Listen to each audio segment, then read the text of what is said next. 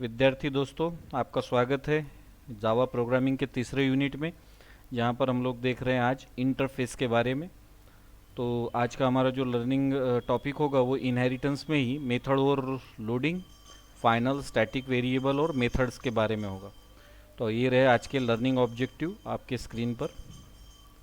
सबसे पहले हम लोग जानेंगे मेथड ओवरराइडिंग के बारे में, फिर देखेंगे use of final and static keyword. Method overriding run time polymorphism को जब अचीव करना हो तो जावा प्रोग्रामिंग में हम लोग मेथड ओवरराइड करते हैं। मेथड ओवरराइडिंग के लिए हम हमेशा रेफरेंस वेरिएबल का इस्तेमाल करेंगे। किस तरह से तो आगे प्रोग्राम में देखेंगे। सबसे पहले अब यहाँ जान लेते हैं मेथड ओवरराइडिंग के मायने क्या होते हैं। Using same method name with same signature in two related class, यानी जब भी दो क्लास फॉर एग्जांपल ए और बी दो हो और दोनों में फॉर एग्जांपल void शो नाम की मेथड हो, यानी दो रिलेटेड क्लास। इसका ही मतलब यह है कि इनहेरिटेंस, अगर दो क्लासेज हैं इनहेरिटेंस के थ्रू ज्वाइन है तो उनमें सेम सिग्नेचर की, जहाँ पे रिटर्न टाइप, मेथड का नाम, नंबर ऑफ आर्ग्यूमेंट, आर्ग्यूमेंट का डेटा टाइप सब एक जैसा हो, तो उसको हम लोग बोलते हैं मेथड ओवरराइडिंग। तो बहुत छोटी सी डेफिनेशन आपके स्क्रीन पे है, लेफ्ट हैंड साइड में आप देख सकते हो। ओवरराइडिंग जब भी डिफाइन करना हो तो हम लोग क्या लिखेंगे, using same method name with same signature in two related class. शब्द बहुत काम के हैं, छोटे हैं, इस पर ध्यान रखना है। मेथड ओवरलोडिंग और ओवरराइडिंग, ओवरलोडिंग सेम क्लास में होता है जबकि ओवरराइडिंग टू रिलेटेड क्लास में। तो मेथड ओवरराइडिंग किस लिए हम लोग अचीव करेंगे, to implement run time polymorphism. फिर किस तरह से, तो उसका डिमोस्ट्रेशन है। जैसा कि आप देख पा रहे हो कि यहाँ पे मैंने एक क्लास नंबर नाम की ली है, नम, उसमें एक मेथड रखा है void शो, जिसमें हमने दिया मैसेज इनसाइड नम क्लास। दूसरा और हमने एक क्लास बनाया इंट नाम से, ठीक है। यहाँ पे आई कैपिटल लिया, इसलिए कीवर्ड का कोई प्रॉब्लम नहीं। क्लास इन एक्सटेंड्स नम, यहाँ पे फिर अगर आप देखोगे तो शो नाम की मेथड है। अब दोनों क्लास में रिलेशन है, जो भी प्रॉपर्टी ऑफ नम क्लास है, मेथड्स ऑफ नम क्लास है, वो हमने इंट के साथ में भी शेयर की। यहाँ पे भी void शो मेथड, यहाँ पे भी void शो मेथड।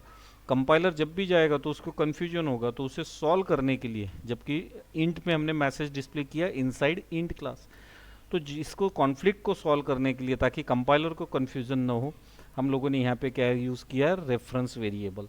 जो सब क्लास है, नहीं पेरेंट क्लास है, जिसको हम लोग बोलते हैं सुपर क्लास, सुपर क्लास का यहाँ पे हम लोग रेफरेंस बनाएंगे सी प्लस प्लस तरीके से। उसे ऑब्जेक्ट नहीं बनाना है, इस तरह से हम लोग क्या क्रिएट करेंगे, रेफरेंस वेरिएबल नम एन। बाद में इस रेफरेंस को हम लोग इनिशियलाइज करेंगे सब क्लास के थ्रू। जैसे यहाँ पे दिया एन, एन रेफरेंस वेरिएबल किसका है, नम क्लास का। N is equals to new int, ठीक है। तो रेफरेंस ये सुपर क्लास का था, लेकिन उसको इनिशियलाइज किया हमने सब क्लास के कंस्ट्रक्टर से। उसके बाद जब मैं कॉल करूंगा एन डॉट शो, तो निश्चित ही कंपाइलर कॉल करेगा इंट की इस शो मेथड को। अगले लाइन पे फिर हमने क्या किया, एन को इनिशियलाइज किया सुपर क्लास से। एन रेफरेंस वेरिएबल है सुपर क्लास का ही, और उसको इनिशियलाइज भी किया सुपर क्लास के कंस्ट्रक्टर से। फिर उसके बाद में हमने लिखा एन डॉट शो। अब एन में एड्रेस किसका है, सुपर क्लास का, तो यहाँ पे भी मेथड कौन सी क्लास होगी, क्लास की कॉल होगी सुपर क्लास की। तो इस तरह से दोनों क्लासेस में रिलेशन है, दोनों क्लास में सेम मेथड है, बावजूद इसके हम लोग कंपाइलर को अलग अलग जगह तक पहुंचाने में कामयाब होते हैं। तो मेथड ओवरराइडिंग में यानी क्या होता है, हम लोग रन टाइम पॉलीमॉर्फिज्म में यूज करते हैं रेफरेंस वेरिएबल का, और रेफरेंस वेरिएबल को एक बार सब क्लास और दूसरी बार में सुपर क्लास के कंस्ट्रक्टर से इनिशियलाइज करना है। तो मेथड ओवरराइडिंग को ही जावा में बोला जाता है डायनामिक मेथड डिस्पैचिंग। आगे हम लोग देखेंगे फाइनल कीवर्ड। अब ये फाइनल जो कीवर्ड है, इसको मॉडिफायर भी कहा जाता है। ये वेरिएबल, मेथड और क्लास के साथ में यूज होता है इनहेरिटेंस के अपोज। इनहेरिटेंस में क्या अलाउ है, रीयूजेबिलिटी ऑफ कोड। अगर आपको आपका कोड रीयूज नहीं करने देना है तो अवॉइड इनहेरिटेंस। अगर आपको रीयूजेबिलिटी को अपोज करना है तो हम लोग यहाँ फाइनल कीवर्ड का इस्तेमाल करेंगे। जैसे अगर वेरिएबल के सामने आपने लिख दिया, यहाँ पे एग्जांपल पे आप देख सकते हो, वेरिएबल के आगे मैंने फाइनल लिख दिया, तो इसका मतलब ये हो गया कांस्टेंट, चेंज नहीं होगा। अगर किसी मेथड के पहले हम लोग फाइनल लिख देते हैं तो ये मेथड ओवरराइड नहीं होगी रिलेटेड क्लास में, फिर से आप इसको रीयूज नहीं कर सकते। और अगर किसी क्लास के आगे हमने इसको फाइनल को कीवर्ड को लिख दिया तो वो क्लास इनहेरिट नहीं होगी, उसका क्लोन नहीं बनेगा, उसकी प्रॉपर्टी नहीं शेयर होगी। तो थोड़ा कंजर्वेटिव अप्रोच होता है फाइनल। फाइनल वेरिएबल के साथ में यूज होता है तो उसको कांस्टेंट बना देता है, इसीलिए जावा में कांस्टेंट को बोलते हैं फाइनल वेरिएबल। किसी मेथड के साथ में यूज़ होता है तो उसकी ओवरराइडिंग ख़त्म कर देता है, दूसरे क्लास में फिर से उसी तरह की आप मेथड नहीं बना सकते।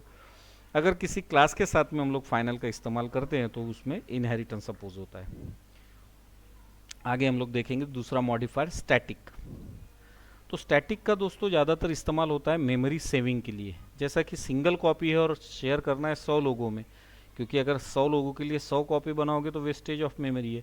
जो भी इंफॉर्मेशन है वो सिंगल प्लेस में रखना है और सभी यूज़र्स से साथ में शेयर करना है, तो मोस्टली लोग यूज़ करते हैं स्टैटिक। लेकिन इसके साथ में कुछ नियम है, कायदे हैं, उनको भी हमको ध्यान रखना है किस तरह से इस्तेमाल होगा। तो स्टैटिक जो है वो ब्लॉक हो सकता है, मेथड हो सकता है, वेरिएबल हो सकता है, या कोई क्लास को भी साथ में हम लोग स्टैटिक कीवर्ड का इस्तेमाल करेंगे। ध्यान ये रखना है कि जब भी आपको सिंगल कॉपी बनाना है और बाकी लोगों में शेयर करना है तो आप स्टैटिक का इस्तेमाल करो। वेरिएबल के साथ में जैसे यहाँ पे आप लोग देख सकते हो, शेप नाम का एक वेरिएबल है, मैंने उससे डिक्लेयर किया स्टैटिक, ताकि आगे भी इसी शेप की सिंगल कॉपी में बाकी लोगों के साथ में शेयर कर सकूं। हम लोग किसी मेथड को भी स्टैटिक बना सकते हैं, उसका भी डिमॉन्स्ट्रेशन है, एरिया स्टैटिक।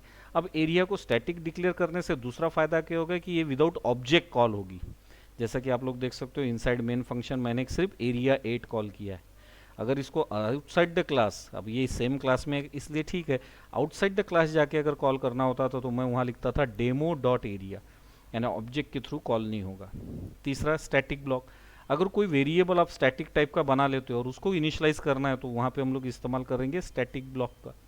तो जैसा शेप नाम का मैंने वेरिएबल बना लिया था और उसको बाद में मैसेज दिया स्क्वायर। तो इस तरह से अलग अलग इस्तेमाल स्टैटिक वेरिएबल के होते हैं। यहाँ पे हम लोग देखेंगे difference between exam point of view. Offline अगर एग्जाम होती है तो उसके पॉइंट ऑफ व्यू बहुत ज़रूरी चीज़ है कि स्टैटिक वेरिएबल और इंस्टेंस वेरिएबल में क्या डिफरेंस है। Static variable represent common property, instance variable represent unique property. हर ऑब्जेक्ट के साथ में अलग कॉपी होगी, स्टैटिक में कॉमन होगी। Access using class name, static variable हमेशा या मेथड हो वो हमेशा क्लास नेम से कॉल होगा, लेकिन इंस्टेंस वेरिएबल हमेशा ऑब्जेक्ट से ही एक्सेस होगा। अलोकेट, स्टैटिक वेरिएबल को एक ही बार मेमोरी अलोकेट होती है, इसकी विजिबिलिटी स्कोप लाइफ टाइम सबसे ज़्यादा होता है। इंस्टेंस वेरिएबल को जब जब भी ऑब्जेक्ट क्रिएट होगा, नया ऑब्जेक्ट क्रिएट होगा तो उसके इंस्टेंस वेरिएबल को मेमोरी मिलेगी। इसकी life as compare to static कम होती है। आज हमने क्या देखा वो देखेंगे। ओवरराइडिंग। ओवरराइडिंग का मतलब होता है using same method name in two related class with same signature. तो रन टाइम पॉलीमॉर्फिज्म के लिए इस्तेमाल होता है और इसी को कहा जाता है डायनामिक मेथड डिस्पैचिंग। फिर हमने देखा फाइनल, वेरिएबल के साथ, मेथड के साथ या किसी क्लास के साथ में मॉडिफिकेशन अवॉइड करने के लिए इस्तेमाल होता है। कैसे होता है उसका एग्जाम्पल भी देखा। फिर देखा हमने स्टैटिक कीवर्ड। अगर सिंगल मेमोरी बनाना है किसी भी मेथड की, वेरिएबल की, क्लास की, और उसको सब में शेयर करना है तो हम लोग स्टैटिक का इस्तेमाल करेंगे। कैसे करेंगे इसका भी एग्जाम्पल आपको यहाँ पे दिखाया मैंने। ये कुछ क्वेश्चंस है एमएसबीटी क्वेश्चन पेपर से लिए हुए, जो आपको ऑफलाइन पे एग्जाम के हिसाब से बहुत ज़रूरी है।